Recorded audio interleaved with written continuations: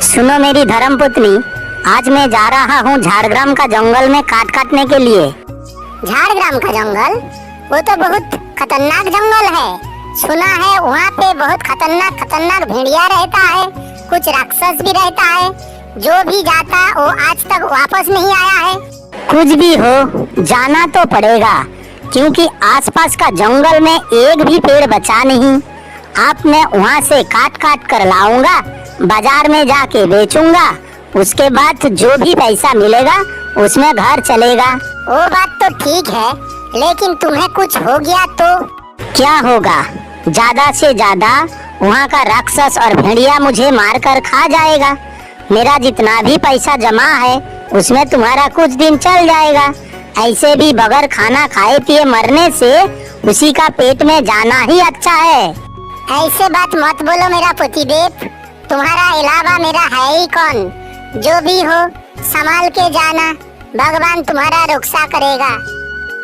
इसके बाद काठुरिया झाड़ग्राम का जंगल में काट काटने के लिए रवाना हो जाता है। बहुत दूर जंगल में घुसने के बाद काठुरिया एक जगह रुक जाता है। अरे यार, ये जंगल तो सचमुच बहुत खतरनाक है।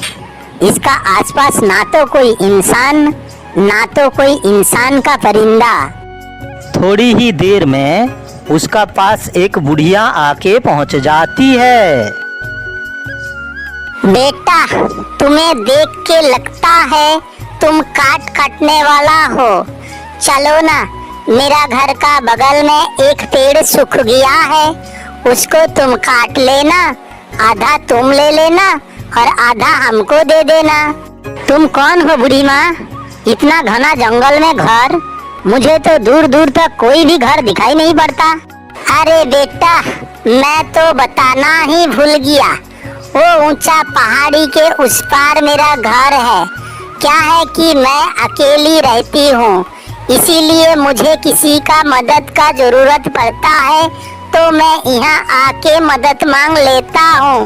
वो सब तो ठीक है बूढ़ी माँ, लेकिन इतना घना जंगल में तुम अकेली रहती हो, तुम्हें डर नहीं लगता?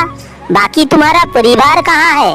वो सब मत पूछो बेटा, वो सब मत पूछो। शादी होते ही लड़का लोग बीबी का पल्लू पकड़ के शहर निकल गया। मैं अकेली रहती हूँ। ठीक है बूढ़ी माँ, चलो तो फिर पहले तुम्हारा ही मदद कर देता हूँ।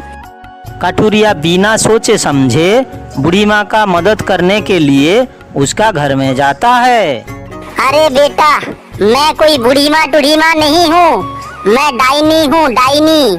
मैं तुम्हें यहाँ लेकर आया हूँ, यहाँ का राक्षस तुम्हें खाएगा। अच्छा बूढ़ी माँ, तुम अगर डाइनी हो तो तुम मुझे मार के खा सकते हो।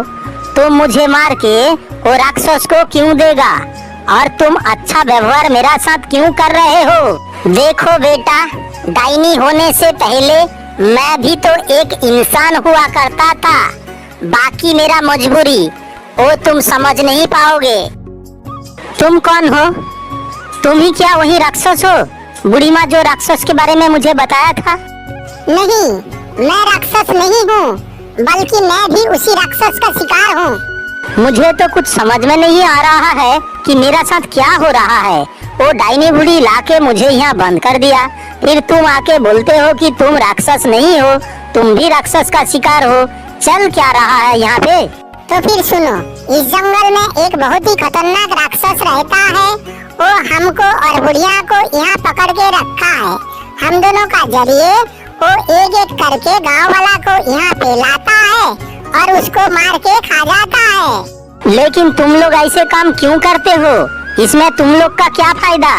हम लोग का फायदा कुछ नहीं, लेकिन हम लोग को ये सब काम मजबूरी में करना पड़ता है। मैं एक औरत थी, इसका कहा नहीं माना तो मुझे चूहा बना दिया। बूढ़ी माँ एक खूबसूरत लड़की है, उसको पकड़ के लाया था, उसको डाइन बना दिया। तो फिर तुम लोग गांव में भाग क्यों नहीं जाते? यहाँ से कोई नहीं भाग सकता, क्योंकि राक्षस अपना दिव्य दृष्टि से देख लेगा और मार डालेगा। तो फिर इसका हाथ से बचने का कोई तो रास्ता होगा, है ना? एक ही रास्ता है, आओ मैं तुम्हें दिखाता हूँ। ये जो पुतला देख रहे हो, ये राक्षस का ही पुतला है। इसका आँख में राक्षस का जान है।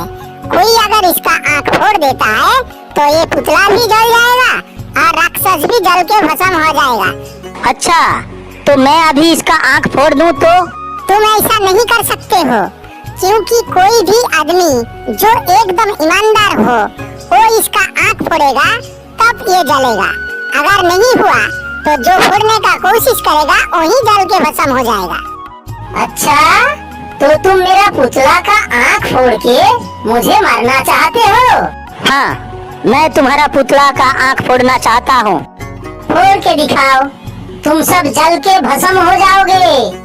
तुम्हारा खुराक बनने से तो अच्छा है कि जल के भस्म हो जाऊं।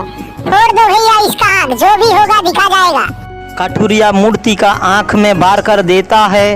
वार करते ही मूर्ति और राक्षस जल के भस्म हो जाता है। राक्षस भस्म होते ही इन दोनों को मुक्ति मिल जाता है।